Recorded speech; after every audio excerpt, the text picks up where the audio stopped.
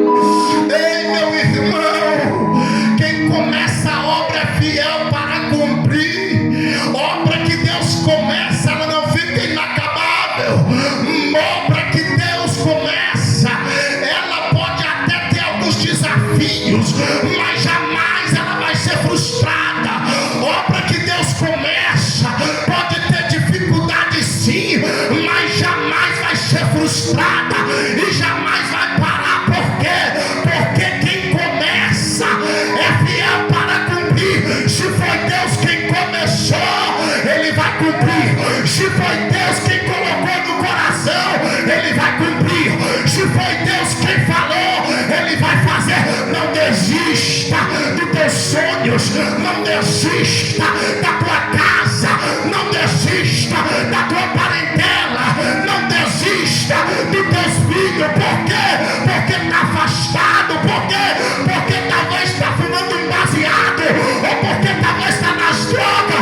Deixa eu te dizer uma coisa: um dia você levou para a igreja, um dia você ensinou, um dia você fez a tua parte. Deixa falar quem quiser, aquele que começou a obra é fiel.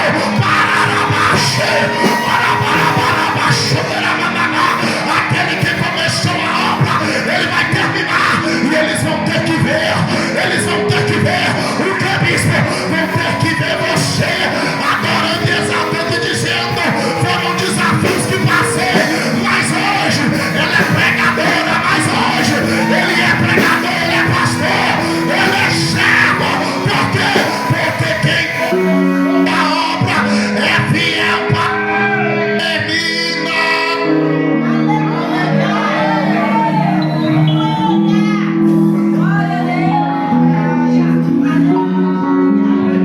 Aquele que começou a obra é fiel para terminar. Aquele que começou a obra, ele não vai terminar sem antes você cantar o hino da vitória. Ei, meu irmão, sabe qual é o nosso problema, Diácono Márcio? Sabe qual é o problema das pessoas, igreja? É porque a igreja hoje não está sendo mais igreja. Me desculpa, pastores aqui presentes, me desculpa, mas tem muita gente hoje, no século 21, que não é mais igreja. É só pessoas reunidas dentro de um templo, mas não é mais igreja. Porque está mais preocupado com a roupa que o outro veste do que adorar. Está mais preocupado com a irmã que ainda está em libertação e ainda veste de qualquer jeito, do que ir lá e ajudar ela. Ei, larga ela, é melhor ela com a roupa curta aqui dentro e se libertando, do que com a roupa lá fora se prostituindo.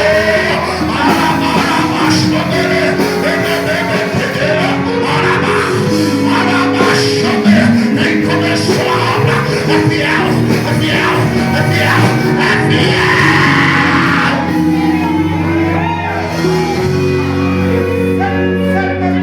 Igreja é para abraçar, não é para julgar.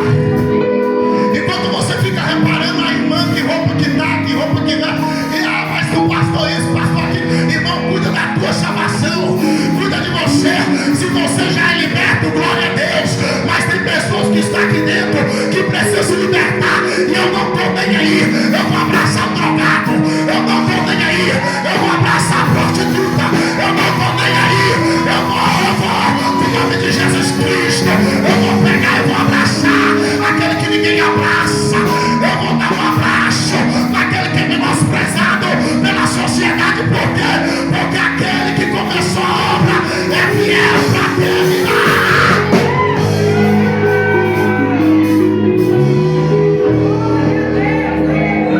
Se você vê um irmãozinho por aí, uma irmãzinha por aí, com a roupa que você não gosta, vai orar por ele e fecha a língua, fecha a boca, porque um dia talvez você estava do mesmo jeito, mas se você foi alcançado e foi liberto, graças a Deus, ela também vai ser, ele também vai ser. Mas é no tempo de Deus, é na hora de Deus. Eu prefiro uma pessoa que está em fase de libertação, fumando maconha, mas está aqui dentro, talvez bebendo, mas está aqui dentro, talvez ingerindo bebida alcoólica, mas aqui dentro. Eu prefiro ele aqui, e talvez até, meu irmão, fazendo alguma coisa aí para o Senhor, do que ele lá fora e o diabo usando. Porque aqui ele tem a oportunidade de ser liberto, aqui ela tem a oportunidade de ser liberta, e lá fora é Satanás que pega, é Satanás que usa. Mas aqui Miami é diferente, por isso que esta obra vai crescer.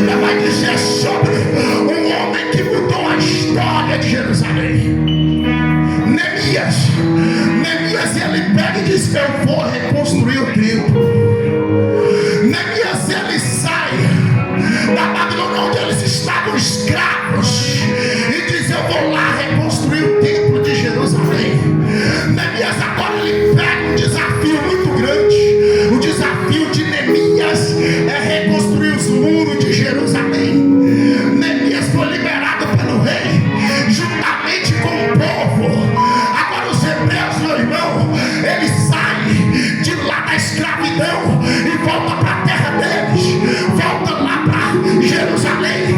Só que quando eles chegam em Jerusalém, Jerusalém não é mais linda, Jerusalém não é mais aquela terra produtiva. Quando Neemias chega com o povo de Deus de frente de Jerusalém, Jerusalém, meu irmão, está caído, os muros estão caídos, a terra que era produtiva está seca, a terra que era produtiva, que era um dos lugares mais fartos que tinha tanta coxa, que tinha tanta fartura, sabe o que aconteceu? Estava toda queimada. Ei, tem momento em nossas vidas que é assim, tem momento em nossas vidas que são várias fases, tem momento em nossas vidas que nós estamos em cima, muitas das vezes comendo do bom e do melhor. Tem momento em nossas vidas que o ministério está lá em cima, mas tem hora que o Senhor começa a provar e faz igual fez com o povo de Jerusalém. Quando eles chegam lá, está tudo devastado, está tudo seco, mas Neemias vai olhar e vai dizer: eu vou reconstruir estes muros. Neemias começa, meu irmão, o desafio e coloca a mão na obra. E eu fico imaginando, enquanto nós estávamos levantando essas paredes, eu estava olhando meu pai em cima do andame, e muitas das vezes olhando também o pastor Alvino, alguns irmãos aqui, e eu ficava olhando e pensando: aqui está igual os muros de Jerusalém. Quanto medo nós passamos com essas paredes. Tinha dia aqui que o vento balançava essa parede, meu irmão, que era igual bambu, ela ia para lá, ia para cá, e eu dizia: Jesus, segura, Jesus, manda os anjos, porque quando não travar, Senhor, tá perigoso, vai lá. Teve um dia que eu passei tanto medo aqui, irmão, com tanta ventania. Quem mora no bairro sabe o quanto que venta aqui nessa época, que eu entrei para dentro do quarto, levantei minha mão e disse: Senhor, proteja aquelas paredes. E eu estava me sentindo como Neemias, levantando o templo. Só que é o seguinte, enquanto nós levantávamos o templo, vinha o inimigo tentando colocar medo, vinha o inimigo tentando desencorajar, vinha o inimigo tentando, mas só que é o seguinte, aquele que começou estamos entendendo aqui, aquele que começou a boa obra, ele é fiel para terminar.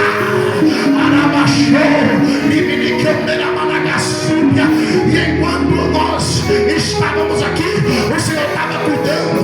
Enquanto Neemias estava em cima do muro, a Bíblia vai dizer que os enviados de Satanás, chamados, meu irmão, Sanbalat e Tobias, eles vão chegar, eles vão armar contra Neemias para tentar parar a construção do templo, para poder tentar parar aquela obra. Aqueles endemoniados pensando que Neemias era bobo, vai lá e tenta tirar a atenção dele e dizem: nós queremos conversar com você. Na verdade, eles queriam parar com a construção. Meu irmão, todas as vezes que você se propor a fazer a obra de Deus, todas as vezes que você se disponibilizar a fazer alguma coisa para o Senhor, vai vir alguns Tobias, vai vir alguns Sanbalates para poder tentar te parar, para parar teu sonho, para frustrar seus projetos, para frustrar o que Deus colocou na tua vida. Mas só que Neemias, ele vai olhar e vai dizer: não, eu não posso. Por que eu vou ir até vocês? Por que eu vou descer? Por que eu vou parar com a construção? Eu não posso. Por que, Neemias? Porque eu estou fazendo uma grande obra e não posso parar.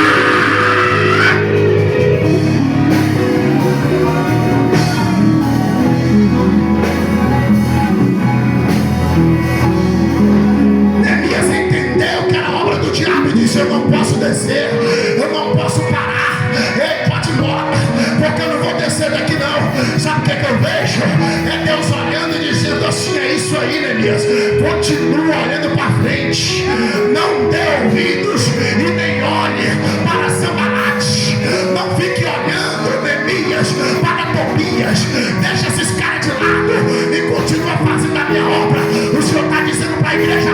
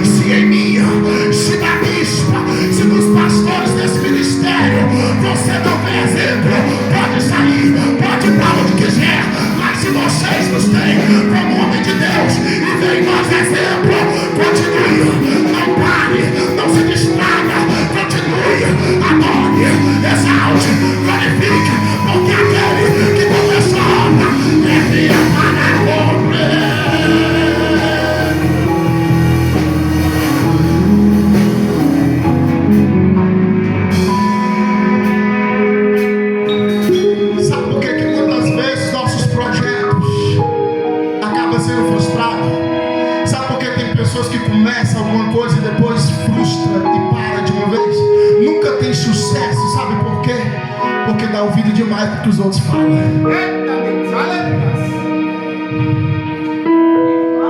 Eu sonhei com isso aqui, e o Senhor está realizando.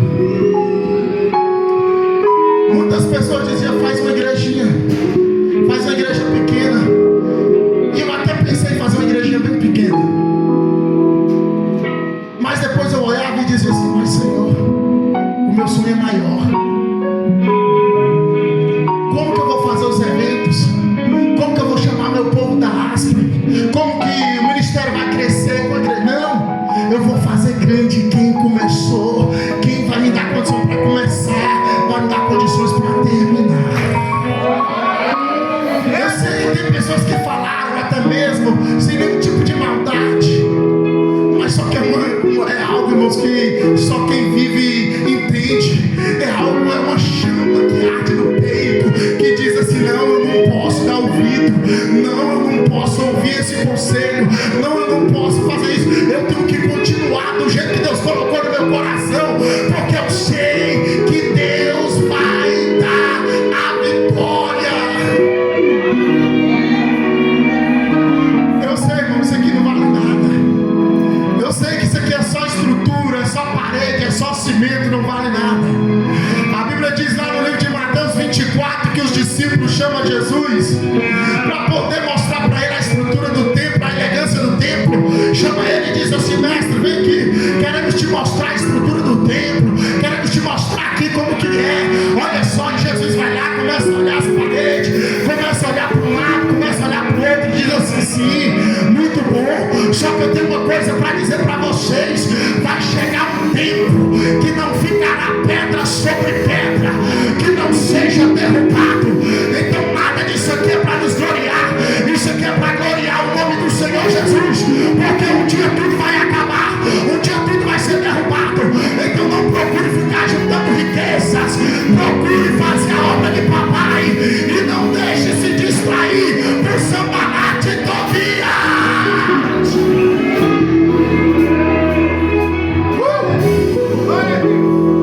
Você precisa acreditar nos seus sonhos. Você precisa acreditar no que Deus colocou no seu coração. Eu tinha uma causa na justiça. Essa causa na justiça tinha mais de 5 anos parada. Muitas das vezes eu tentei me desanimar, e eu falei: Deus, se o Senhor me der, Senhor, a oportunidade, eu vou levantar o seu templo. Senhor, eu já sou muito grato com o que o Senhor me deu financeiramente, mas eu quero, estou quase igual Davi. É lógico que não compara, né, a estrutura, mas eu digo na vontade. Estou igual Davi com a vontade de construir o templo. Estou igual Salomão querendo construir o templo. Me dê a oportunidade, Senhor. E Deus me abençoou. Irmãos, há 2 meses atrás fiz uma reunião com os obreiros desta igreja. Fiz uma reunião com todos os obreiros, e eu não tinha R$1, irmãos. E eu falei para eles: vocês vão ver, eu não tenho dinheiro, mas eu tenho fé, e eu creio que o aniversário da igreja vai ser aí dentro. Está aqui todos os irmãos obreiros que não me deixam mentir. Eu não tinha nenhuma esperança, irmãos, de dinheiro, mas eu sempre incentivando eles, porque o verdadeiro líder é assim. Líder que é líder, ele anima seus liderados. Não é pegar os liderados e jogar logo de baixo, não, porque tem líderes que misericórdia, ao invés de ele ajudar, ele faz a espalhar. Em vez de ele juntar, ele espalha. Líder tem que estar ali incentivando e usando a fé. E eu disse: vocês vão ver, em nome de Jesus.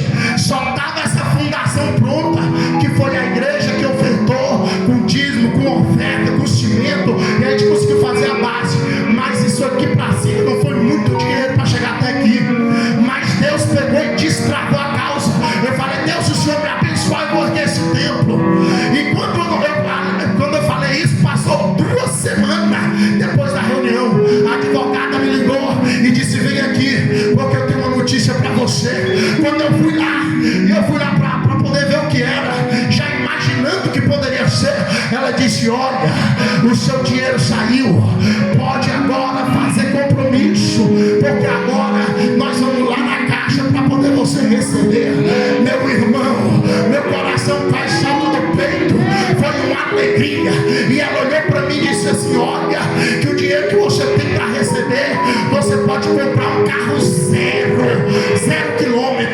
Você vai comprar um carro agora? Eu falei, não, eu tenho algo muito melhor. O que eu tenho para fazer, o que eu quero não é carro zero. Se for para ter um dia, Deus me dá, seja feita a vontade dele, mas eu não quero carro zero. Nesse momento o que eu quero é erguer a casa de papai. O que eu quero é para construir os templos. Eu poderia estar com carro zero hoje, mas o que me adianta isso? Carro zero e o meu povo na garagem com dinheiro no banco? Jamais. Sabe por quê? Porque no dia que eu levantei a mão para o chamado, eu jamais vou recuar e vou fazer o melhor por essa obra e por esse ministério, e nada vai nos parar.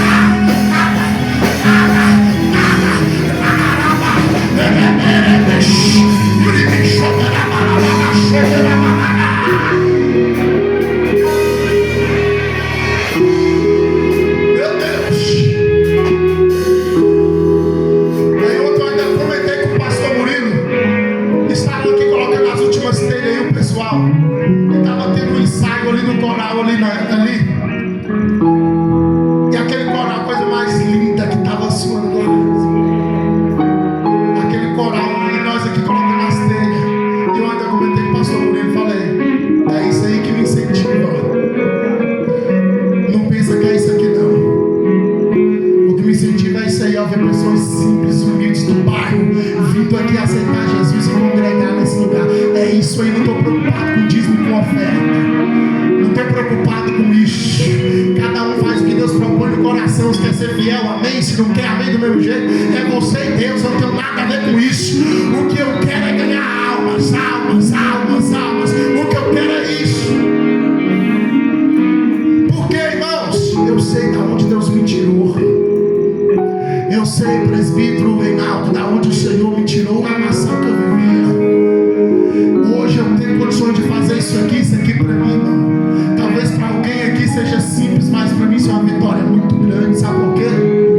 Porque com meus 16, 17 anos as pessoas dizem, sabe por quê? Esse aí não passa dos 18. Esse aí, logo a mãe vai ficar sem ele. Tá ali minha mãe e meu pai ali de prova. Eu me lembro, eu nunca vou me esquecer dessa cena. Que eu estava fugindo, estava lá na feira aqui de Formosa, Goiás, fugindo pelo fato que aconteceu, que muitos sabem. Isso tem mais de 16 anos isso. E eu estava fugindo, estava lá na feira. E quando de repente chegou o meu pai dentro do carro para poder me levar para outra cidade. E naquele dia eu fiquei pensativo. Ele, não sei se ele vai lembrar disso, eu acredito que sim. Mas sempre eu olhei depois que me converti e disse: meu pai me levou para fugir da polícia e da lei, talvez, porque eu estava dando trabalho. Mas hoje ele vai andar comigo como anda de vez em quando no meu carro e eu no dele. Mas não é fugindo não. Hoje é dando orgulho. Hoje eu quero dar orgulho pro meu pai, pra minha mãe. Sabe por quê? Eu sou muito grato por eles. Louvo a Deus pelos meus pais. E quero dizer que eu amo vocês, que sem vocês eu não teria chegado aqui. Eu amo você, meu pai Rosalino, minha mãe Gilda. Eu te amo. E isso serve para você, filho. Declare, sabe por quê? É mandamento. Aquele que honra teu pai e tua mãe, seus dias serão prolongados e abençoados na terra. Você que não honra teu pai e tua mãe está correndo um grande risco de viver maldição aqui na terra. Então honra teu pai, honra tua mãe. Ei, volte para Cristo hoje. Dê orgulho para ele, dê orgulho para ela.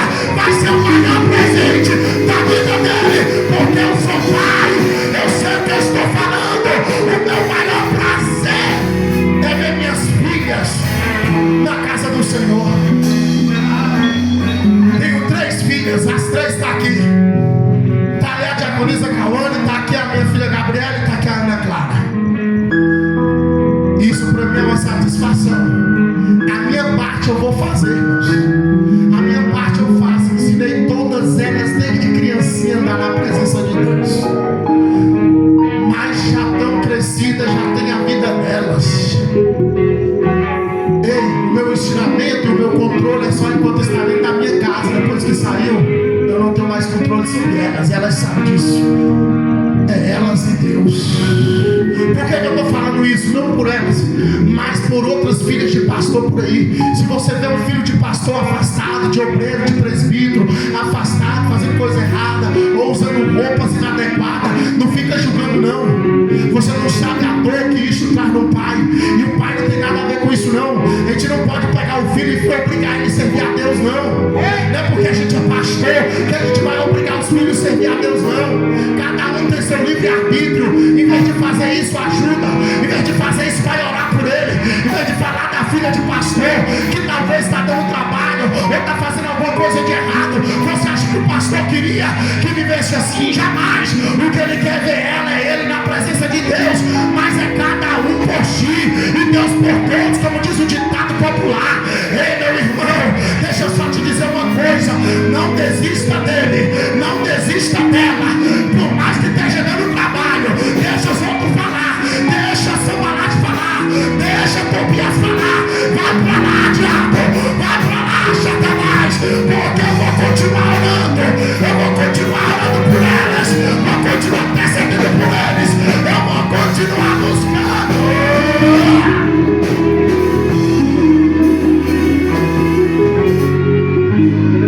Continue, não pare. A obra que Deus colocou no seu coração, pela sua família, continue orando pelos seus filhos, continue orando pela tua casa, continue buscando, continue no foco, porque a obra não pode parar. A obra não pode parar, irmãos. A obra tem que continuar, porque aquele que começou a obra é fiel para terminar.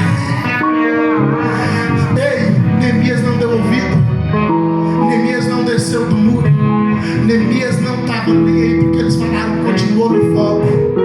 Deixa eu te dizer uma coisa: o segredo é continuar no foco. Muitos vão tentar te parar, muitos vão tentar te desanimar, muitos vão tentar acabar com o teu ministério. Cuidado, porque o pecado nos afasta de Deus. Cuidado, porque a obra só pode parar, sabe quando? Quando entra o pecado. Quando eu tenho que falar, irmãos, aqui nós falamos a verdade.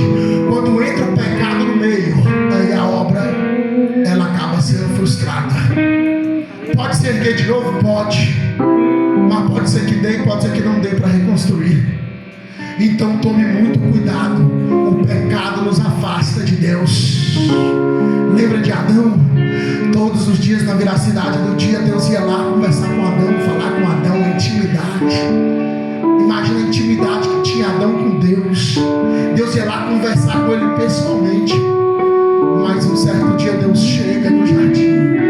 Já estou terminando a mensagem. Deus chega no jardim e fala: Adão, cadê você? Adão estava onde? Escondido de trás das árvores. Ele vai falar: Senhor, eu percebi que o Senhor vinha e me escondia. Por que, Adão? Porque você pecou, Adão. Você errou, Adão. Senhor, eu errei. Você comeu do fruto, Adão. Oh, Senhor. E o pior, sabe o que é? O que ele faz? Foi a mulher que tu me deste. Tem muitas pessoas que não sabem arcar com as consequências dos seus atos. Tem pessoas que não sabem arcar com as consequências. Se errou, se pecou, arque com as consequências. Deus perdoa, sim, mas as consequências ele não tira. Lembra de Davi quando ele pecou, quando ele caiu com Batseba? Lembra?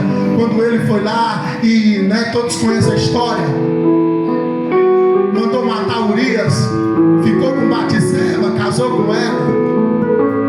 Aí o que aconteceu? O Senhor disse para ele: olha, eu te perdoo, porque ele pediu perdão, se arrependeu. Só que é o seguinte: a espada nunca mais se apartará da tua casa. Ou seja, as consequências eu não tiro, para te mostrar que o pecado tem consequência. sim, mas as consequências Ele não tira, as consequências vêm e nós temos que arcar com elas. Adão, ele simplesmente jogou a culpa para Eva jogou para a serpente. O que isso nos mostra é que as pessoas, muitas delas, são incapazes de arcar com seus próprios atos.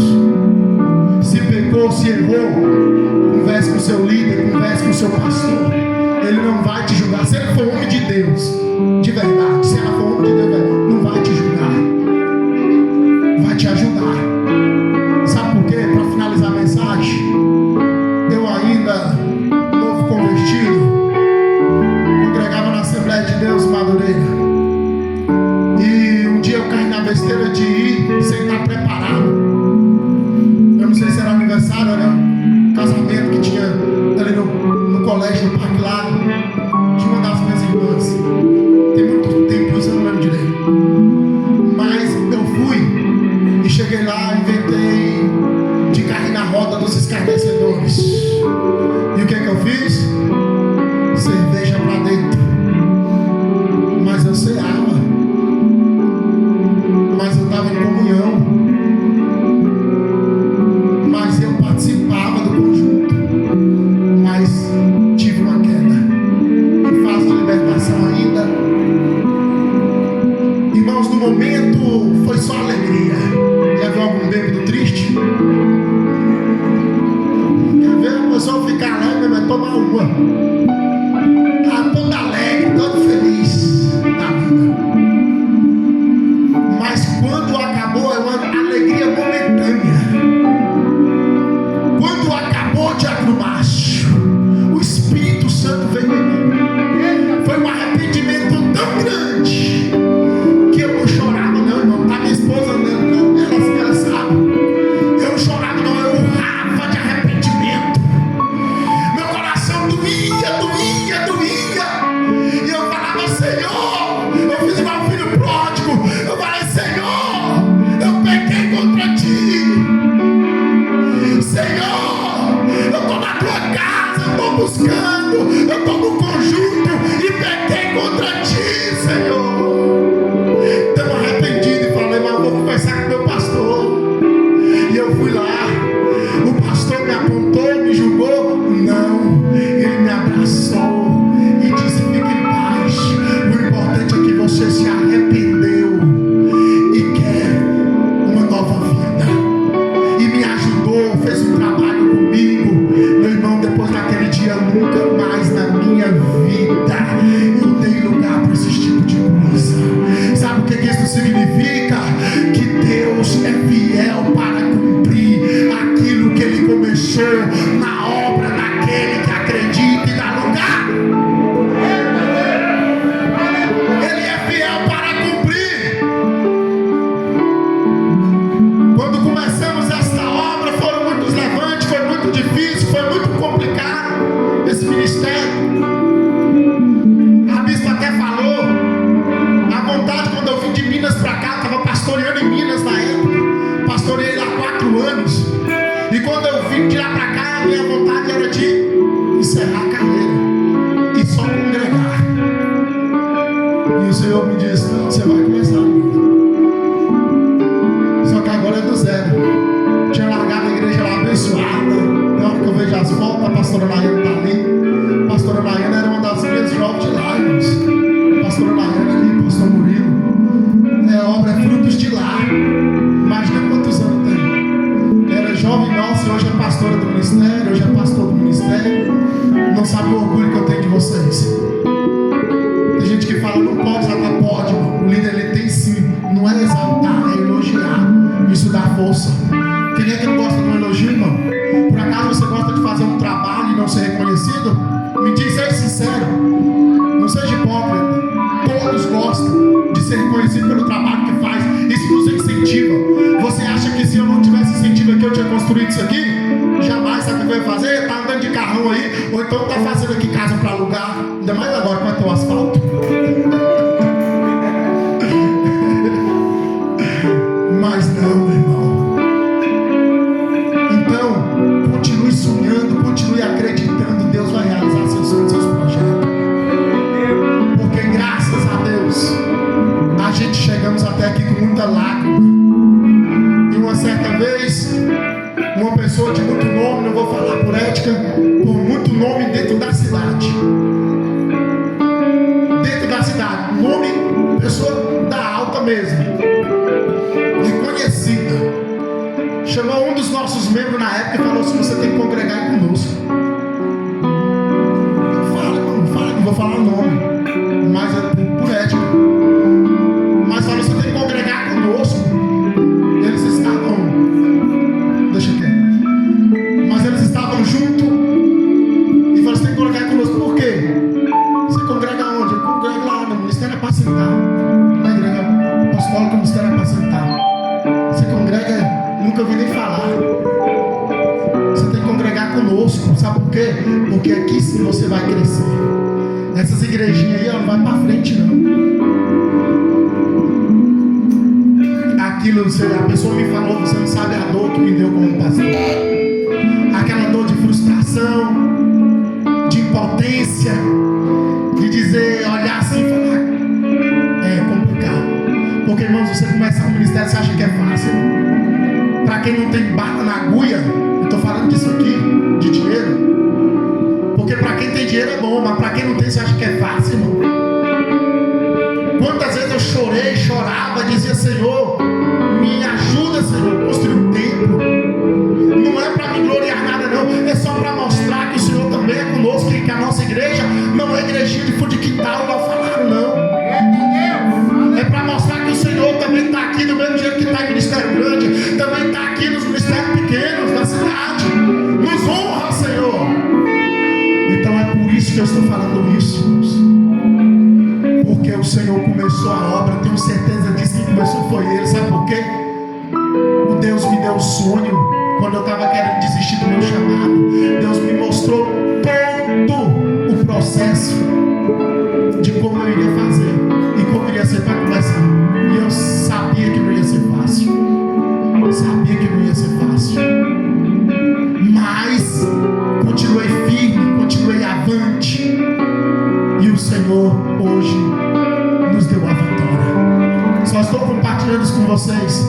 Não é para me exaltar, mas é só para compartilhar um pouco da alegria que estamos sentindo por tudo isso que Deus tem feito em nosso meio. E também dizer que vocês são muito importantes para nós. Cada amigo, cada visitante, pessoas de outros ministérios. Quem me conhece sabe que a gente não preza só pela IAMA, a gente preza por todos os ministérios, que é nosso parceiro. Se quiser somar com a gente, irmão, pode ter certeza, a gente soma com você toda hora. Pode ter certeza, é por isso que nós temos um projeto chamado Aspre, amigos sendo parceiros do reino. Os irmãos que vêm de Planaltina, tudo isso, eles sabem disso. Nosso projeto lá são várias igrejas trabalhando junto, um ajudando o outro. Em todos os aspectos, não é só para altar não. Em todos os aspectos, esse é o objetivo. Até na construção, numa cesta básica, no remédio. Esse é o nosso propósito. Independente de ser da IAMA, da Igreja Apostólica, Ministério Apacentar ou não. Independente. Nós estamos aqui para nos unir. Porque é isso que Deus quer de nós. União.